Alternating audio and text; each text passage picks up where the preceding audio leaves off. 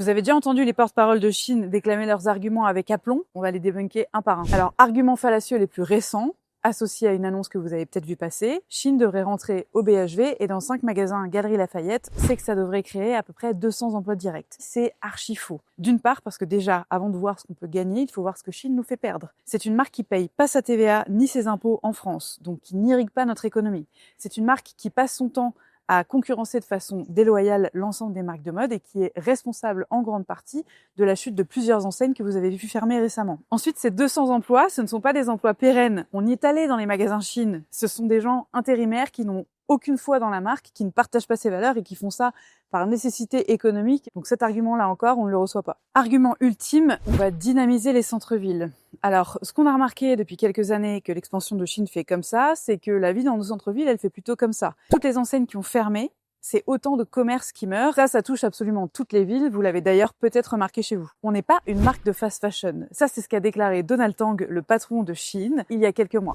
Alors, la fast fashion, c'est quoi? C'est démocratiser le beaucoup à pas cher. Beaucoup, c'est par exemple les volumes de Chine. Sur 150 milliards de vêtements qui sont mis en marché chaque année, il y en a 4 milliards qui proviennent de la marque. C'est le record de toutes celles qui existent aujourd'hui. Chine, c'est aussi plus de 10 000 nouvelles références de produits par jour sur le site web, en sachant qu'une marque de mode normale produit entre 250 et 500 références par an. Un taux d'invendu proche de zéro. La marque n'a pas d'invendu. Ça, c'est une déclaration du célèbre Quentin Ruffa, qui est le porte-parole de l'enseigne. Alors, pas d'invendu, c'est tout relatif, parce que quand on produit 4 milliards de vêtements par an, et qu'on a en moyenne 5% d'invendus, ce qui effectivement est peu pour une marque de mode, ça fait quand même 200 millions de vêtements qui sont produits, mais jamais achetés. Quand on lutte contre Chine, on s'attaque aux classes populaires et donc au pouvoir d'achat. Alors ça aussi, c'est archi faux. Pourquoi? Parce que quand on achète un vêtement Chine, on s'appauvrit. C'est pas un investissement dans un bon vêtement qu'on va pouvoir garder, faire réparer, revendre. C'est une dépense directe dans la poubelle. On a des chaînes de valeur respectables. Alors ça, c'est un argument qu'on a entendu pas plus tard que la semaine dernière